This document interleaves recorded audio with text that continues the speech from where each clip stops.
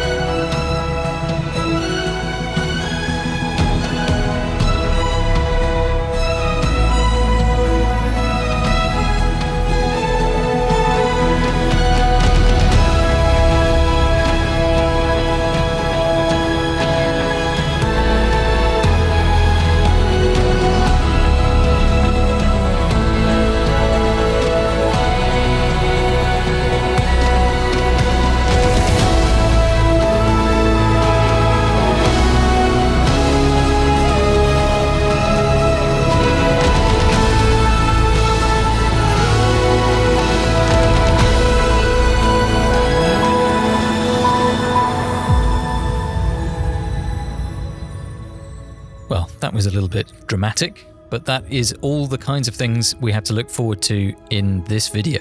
But in case you're not familiar with our story, let me give you the quick version. In October 2020, my wife and I traded the hustle and bustle of life in London for the peace and tranquility of central Portugal.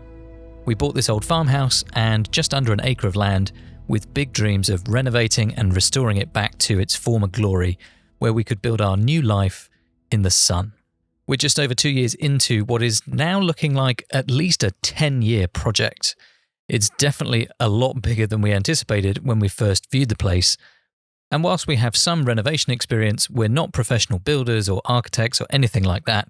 We come from the world of IT. But we don't let that stop us, and we are doing the vast majority of the work all by ourselves. 2022 began by finishing off a big project that we started in 2021, when we uncovered a damp issue in the ground floor of the main house. You have something to show me? Yes, but this is not the same room that I left it. Or not in the same condition as I left it. What happened? It's rained. It's very muddy in there now. Oh, goodness me. This has become white muddy. So that's interesting. This stone farmhouse was built in the 1930s with traditional methods and local materials, a tradition that we're very much striving to continue. But that means that this house has minimal foundations, earthen floors downstairs, and no damp-proof course. And one part of the house that's been adapted a few times since the house was built has just a single skin of red bricks to make up the walls. The house is also located in a low point on the land, and water ingress, moisture, and damp have been big challenges to overcome. For months, literally, we'd been digging around the house to lower the ground level and to dig a large trench for some of the underground rainwater harvesting pipework and a French drain. And this is something that we completed in March 2022.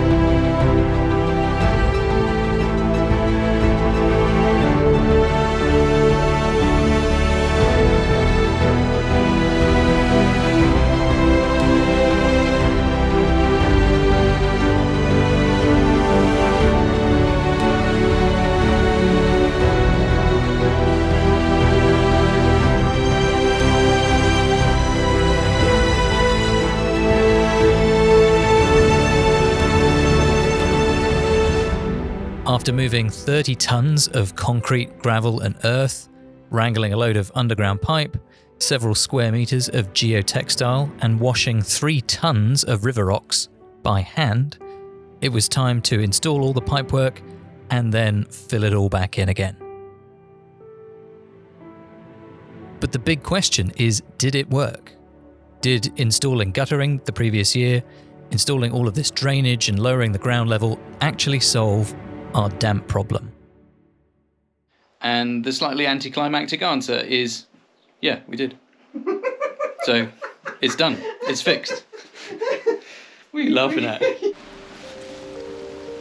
And since we completed all this, we've had a load of rain this winter, and the good news is all of those solutions that we put in place have held up, and we have no more damp issues in our ground floor.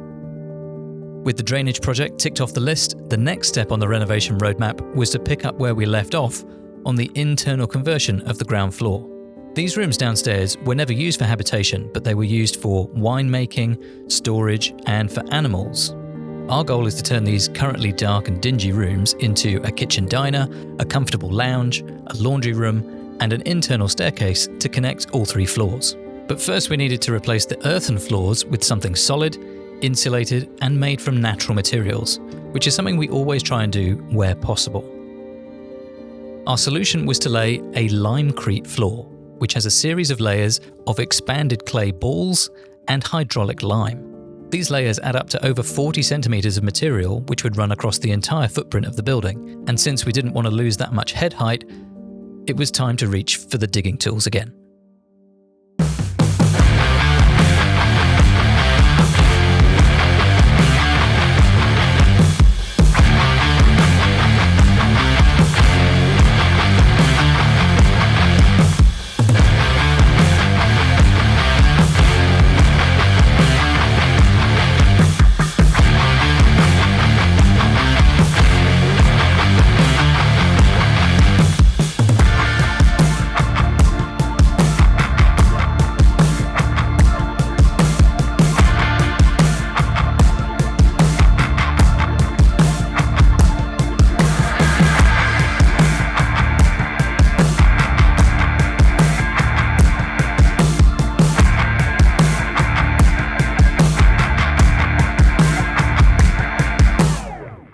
Once we dug out the floor, it was time to fill it back in again. First with a layer of leca, these expanded clay balls wrapped in a geotextile, and then with a sub-slab of slightly smaller sized leca and natural hydraulic lime.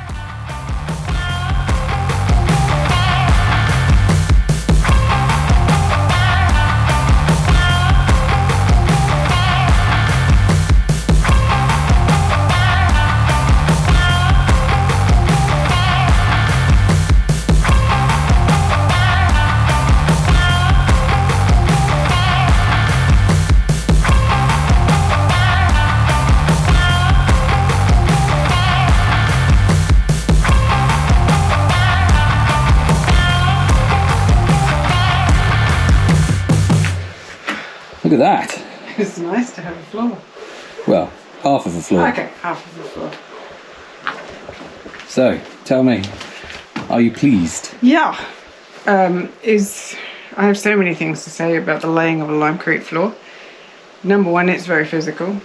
Number two is the joining between the 2 sections that I did in 2 different days was actually really difficult because the bit that had dried already, and then you put the next bit on, you can't really compact it and compress it, and it doesn't join very well, and you can actually see it in the floor, but it's fine. The other thing I've noticed since it's dried, let me see if I can find a patch. I can probably, so yeah, there's a few loose bits, and that's where when I compacted it, obviously they didn't have enough surface area to join. But here, it's not so bad. Yeah, I can just feel it when I walk around. But a quick sweep and we'll get all the loose stuff off, or it can just stay there for when the next slab goes over it. It's not fully cured. I just fell into that. Let's move over here. So we shouldn't really be walking on it. So we shouldn't work on it for probably another week or so. While the house renovation is a huge part of this project, it's not the only thing that we want to spend our time doing.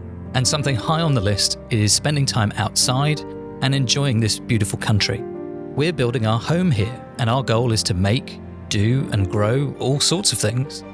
And most importantly, we want to learn new skills, try new hobbies, share what we've learned, and inspire others to do whatever they dream of doing. And that's one of the reasons we started the Make Do Grow Club. And if you want to know more about that, there's a link in the description. One of our dreams is to grow as much of our own food as possible, preserve the harvest, and eat with the seasons. It was a big year of expansion and experimentation in the garden. We started in February with a dig versus no-dig potato experiment and found that we much preferred the no-dig way of growing potatoes, and it produced a much larger yield for a lot less effort. Shortly afterwards, we expanded the garden with some rustic raised beds made from pine trees that were killed in the Great Forest Fires of 2017. And inspired by the practice of hugelkultur, we filled the beds with all sorts of sticks, twigs, leaves, logs, and compost, all in the midst of an African dust cloud.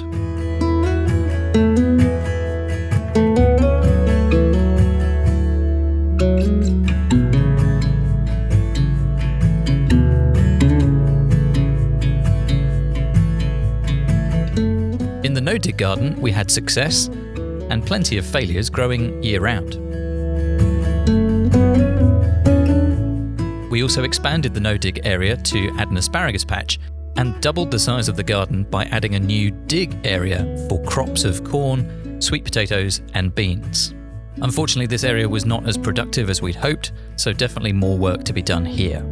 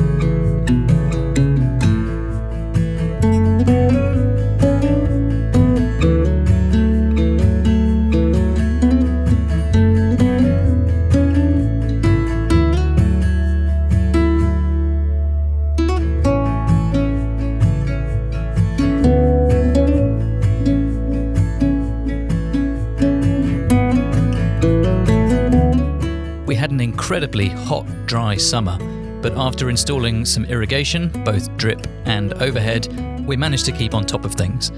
And for the most part, the garden thrived and produced bumper crops of courgettes, tomatoes, peppers, aubergines, melons, and much, much more.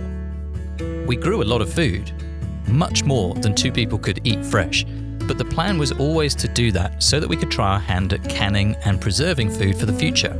And of course, swapping and sharing with neighbours and with friends. We froze a lot of raw fruit and veg, and we turned others into all sorts of soups, sauces, chutneys, relishes, and cordials. We also put away potatoes, pumpkins, and squashes for long-term storage for the winter months. And whilst it was very exciting to put things in the ground and see them grow, and to eat our homegrown food night after night, particularly throughout the summer, we definitely felt like we took on a bit too much too soon with the gardening.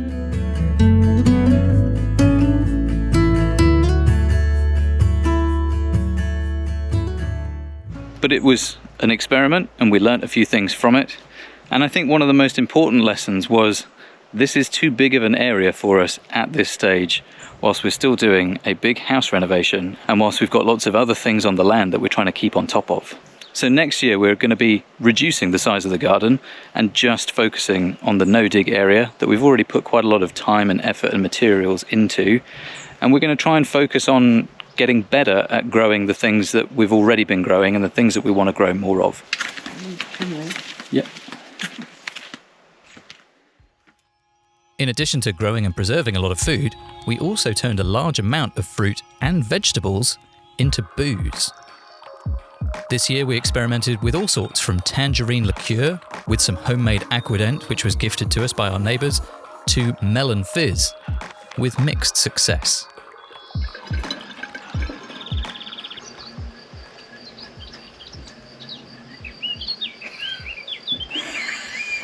You might like it. Ooh, definitely tastes boozy, but got a really nice orange tangy aftertaste.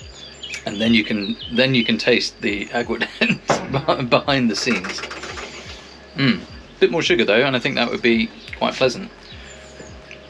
This is lemon, so it's not got an orangey tang at all, but a lemony tang. But they're quite similar, so I was temporarily confused. I've just brushed my teeth, which is not the right thing to have done, but maybe it'll make it taste better. Yeah, you can just smell it on the nose. It's got vinegar. Could make a nice salad dressing. %100% vinegar. We made a couple of batches of red wine with grapes and even tried an experimental courgette wine recipe, which I found on the internet. Are you ready? No. I mean, it shouldn't be any good, right? Courgettes.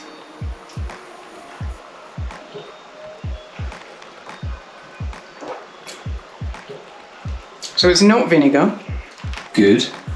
This is going to sound crazy, but it makes me think of a Chardonnay. Maybe a little bit. It's quite clear. I mean, sorry about all the tools and building stuff in the background. It's fairly clear. It's got a little bit of a haze to it still. Let's see.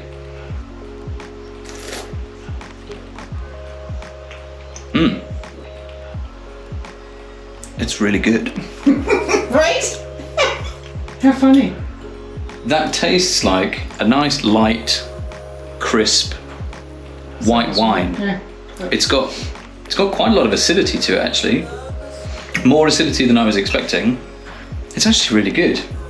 The boozy experiments didn't stop there. I also tried my hand at brewing beer from grain, and we put in a solid contribution to our cork collection.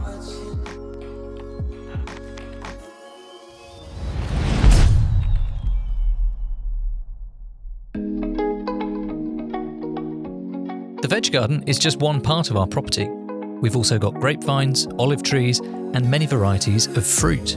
We didn't do too many land projects this year, other than keeping the grass in check and pruning some of the fruit trees. But we did do a bit of clearing around our well, which is very old and collapsed many years ago. My sister and her partner Kat are avid climbers, and when we heard that they were going to visit Portugal to do a spot of climbing, we jumped at the chance to put them to work. So, would you like to document your last day on this planet? My last day. Could be. I'm not going down. I'm the support. Ah, you're just the assistant. Yes. The glamorous, Glamorous glamorous assistant, yes. Would you like to introduce yourself to the lovely people? Sure. I am I'm Emma. I'm Guy's brother. You're not I'm Guy's not Guy's brother. Guy is my brother. I'm Guy's sister. Hello, lovely people. My name is Emma. I'm Guy's sister.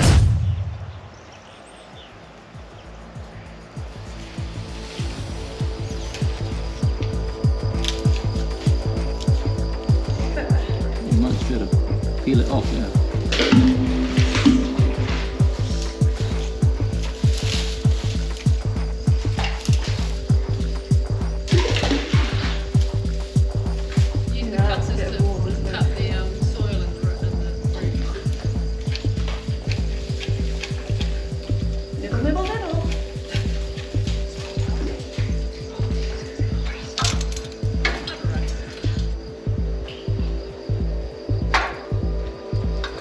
So you survived? I'm alive. Success. Yeah, success. From this point, at least. Yeah, I mean, part of it's done. Yeah.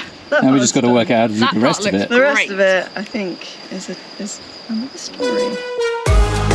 We also took advantage of their enthusiasm and fence building skills and put up a temporary fence around the well to make things slightly safer. Rebuilding the well and installing a sturdier fence is an important project on the list for the future, but it is a long list. As I mentioned earlier, this winter was insanely wet and we had extended periods of heavy rain. And it's quite amazing to contrast the water level in the well from April, when it was being cleared out, to now in January. It's risen by almost 10 metres.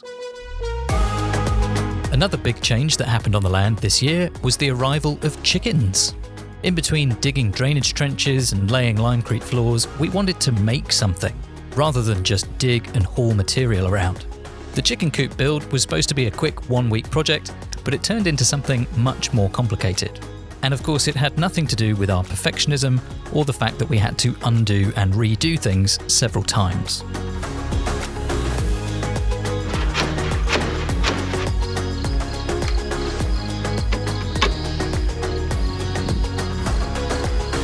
I have done another one I'm in progress on, and then there's a final piece. Then they will all get cut and attached to this door, Very nice. as long as you haven't changed our plan. No, I haven't changed the plan, but I wanted to capture this moment on camera where I say that my friendly neighbourhood sawmill owner said next time we want to do something like this, just let him know and he'll put all these pieces through the spindle moulder for us. Yeah, but then how would I learn? How would I learn not to do a project like this again? How would you learn to put it through the spindle moulder next time? Yes, well, how would I learn about rebates and how painful it is? Without the And right stuff. why we want a table saw that does it ourselves next time. Yeah, because we could do this with a table saw. Yeah, you learn a lot by doing things and wishing that you'd come up with a better solution. Well, now we have a better solution and other options as well, Yeah. which is good. And today has been a bit better in terms of a bit more patience and less frustration. It's all that wine we drank last night's I helped. can tell you what, there was much throwing of timber the other day. So, shall we get this finished? Alrighty, let's go, let's go, let's go.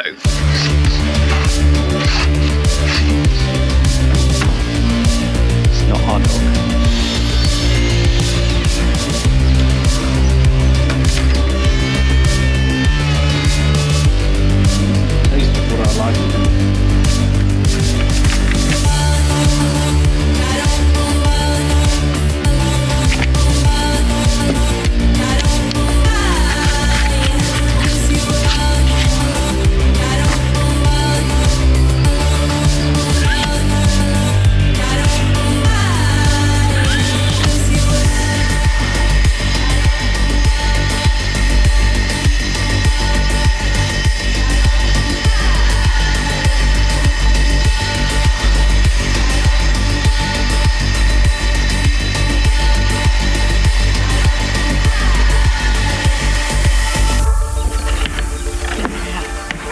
Simpler things amuse me.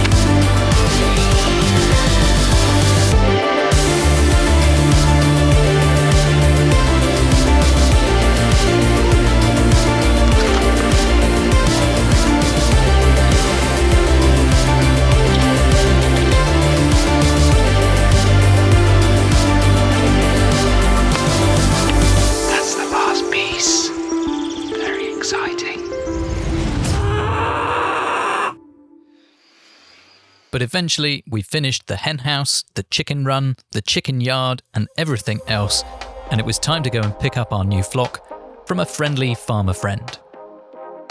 This one looks good. It's not that easy to just...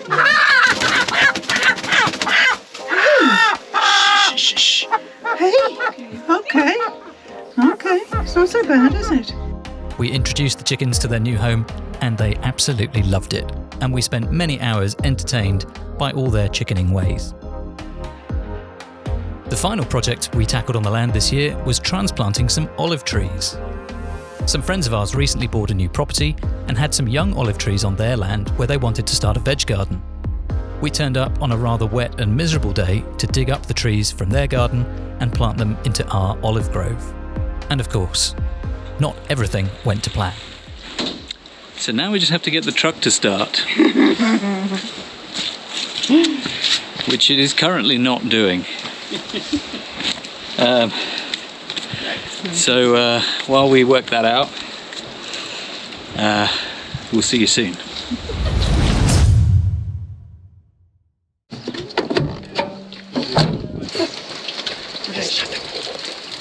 Yours looks a lot nicer than mine. Oh my god, we need to get a better truck. Yeah, we do. So some time has passed and we have moved approximately 5 meters. Can't get the truck started. So we ran into town to buy some jumper cables. Hopefully that will work. Because funnily enough, last time we hung out with these guys, we harvested their grapes. You guys, it's your problem. We just steal all their stuff. We stole their trees, we stole their grapes. When we stole the grapes, the same kind of thing happened. We had to get a local restaurant owner to jumpstart the truck because none of us had any jumper cables. So we have fixed that at least. We both have jumper cables now at 35 euros a piece. Let's see if it works. That's how you can tell. It's a good sign, right? Yeah. That's What was that? Is it long enough? Hey! It's a beautiful noise. Eventually, we got the trees back home, in the ground, and pruned, ready for the next season.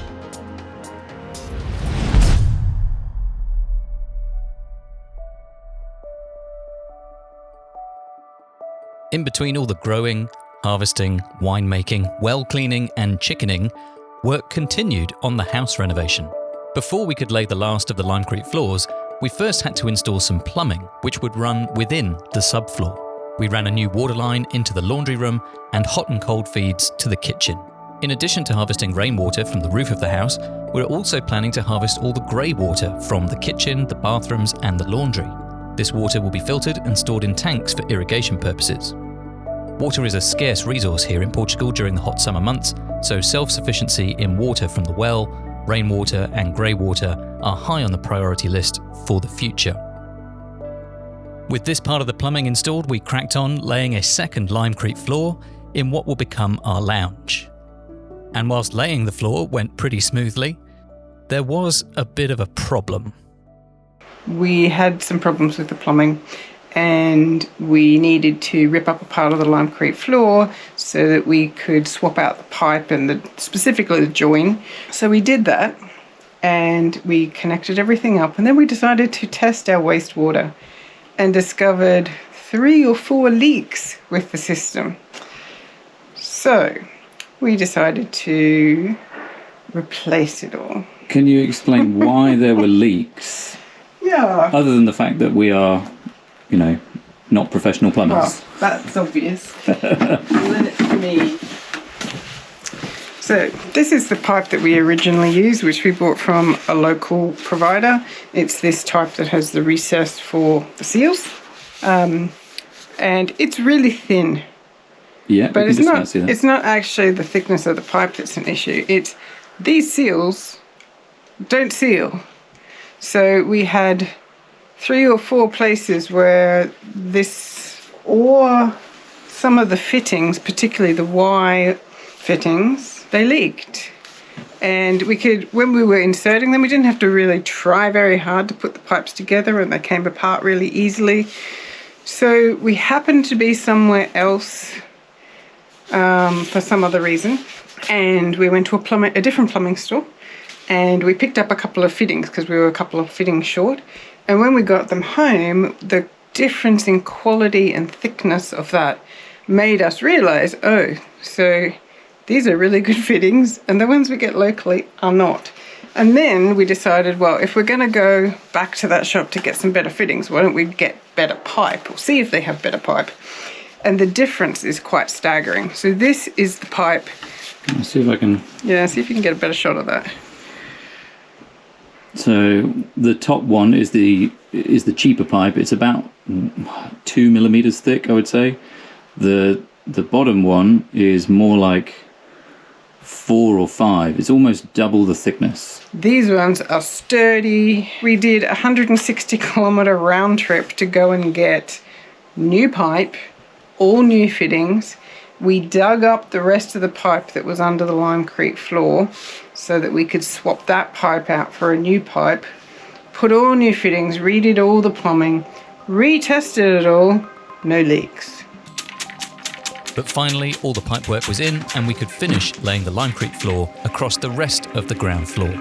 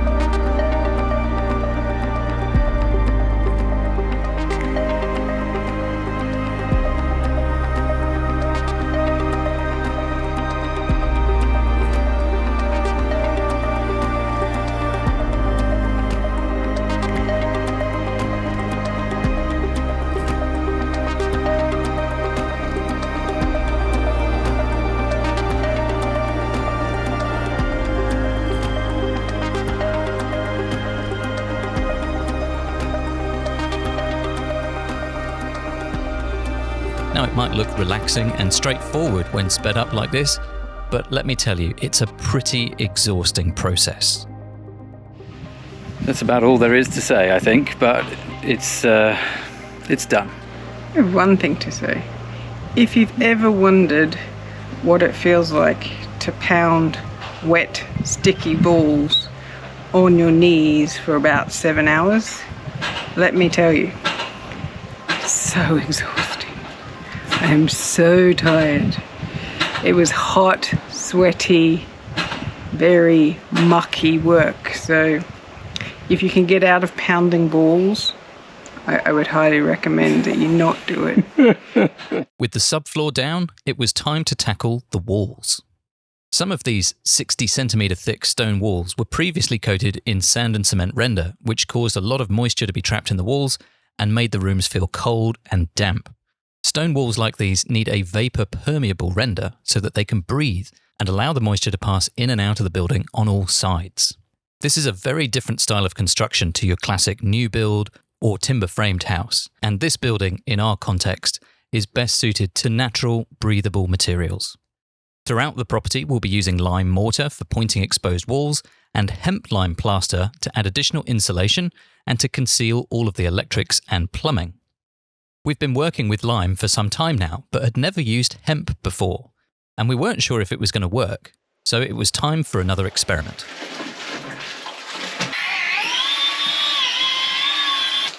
That is crazy looking. It's kind of porridgey. Yeah, And it smells kind of porridgey. In fact, it smells very similar to when I brew beer.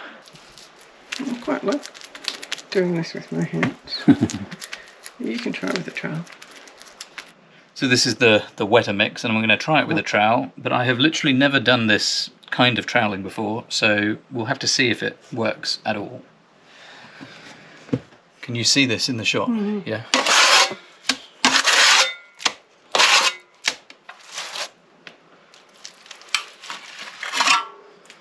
I mean, it really sticks, eh? But that looks kind of weird. This is definitely a technique that I favour. Just putting a blob on, and then I'm just using my hand to spread it across and up. Very pleased with the way the hemp turned out in a small scale, we wanted to test this out in an entire room. The laundry room was a good place to start, as it doesn't really matter what things look like in here, and all of the plumbing and electrics will be surface mounted.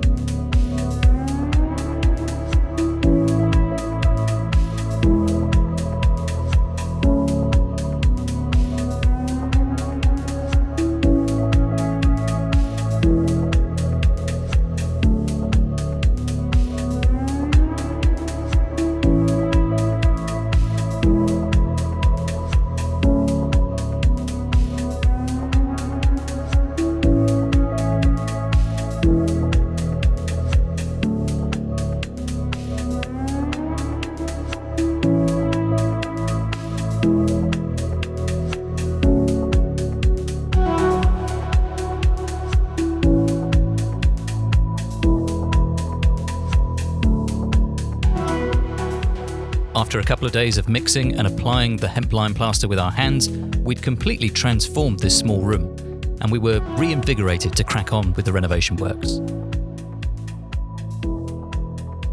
But before we could do more plastering, the next step was to run all new electrics.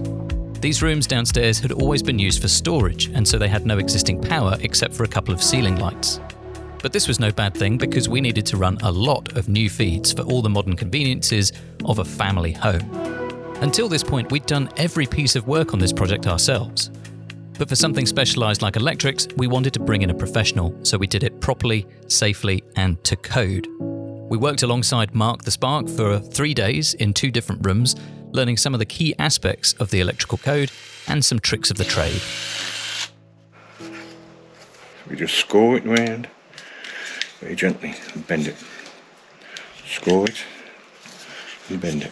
Not too deep, just enough. There's a joke in there somewhere. Yes. The genius thing that Mark does, that I can't really say how genius this is, because it's genius, is this. Yeah, for some time now, we have been racking our brains working out how are we going to fix things like attach stuff to these stone walls, because the stones are pretty hard, although some of them we learned today are quite soft, and we can't use metal fixings because of the lime that we're going to be putting on, the lime plaster or the lime pointing.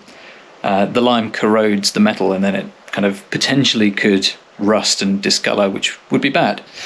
But Mark showed us this genius solution where you kind of you drill a hole, you put a plug, you put a powder coated screw, which is usually used for plasterboard, but then all the cables are held in place with plastic cable ties. Very, very cool, really simple, elegant solution. It means you only need to drill a few holes, and then you can kind of clamp all the cables in place, and then we're good to go. By early December, we'd had some experience of plastering and electrics under our belt. So we decided it was time to challenge ourselves for one big push in time for Christmas. Whilst we might be being a little ambitious, we've calculated that there is about 5 weeks before Christmas. And so we're setting ourselves a mini goal to have the first fix done in all the rooms downstairs. And plastered. All the rooms downstairs first fixed and with their first coat of plaster on. And then we can have not just a small celebration, but a large celebration at Christmas time. But it's nice to feel like we're making progress and we're actually installing things now rather than just ripping stuff out. So, over the course of a couple of weeks, it was all hands on deck to get the remaining electrics and first coat of plaster on the walls.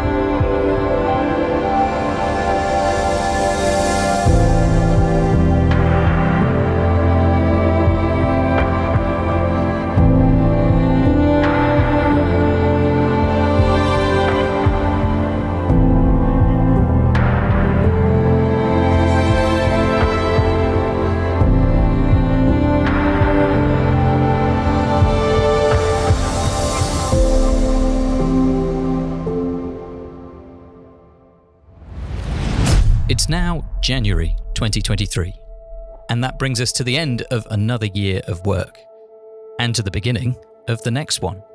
It's been quite remarkable to see how much progress we made in a year, because during the day-to-day work it rarely feels like we're going anywhere fast. It's been another year of living in a tent, another year of cooking in a shed and washing dishes outside come rain or shine, and another year without a flushing toilet. But at least we now have faster internet after installing Starlink, which is working wonders for uploading all these videos. We've done a lot and learnt a lot this year, and I think one of the most important lessons has been learning to slow down a bit and to enjoy the process more. This is a big project and it's going to take time, but that's okay. And that being said, 2023 is going to be a big year. We've got big plans for big progress. And if you want to know what those plans are, join us in the next video and we'll reveal all. And don't forget to stick around for another year of making, doing, undoing, redoing, and growing. We've still got lots to share, but that's it for now.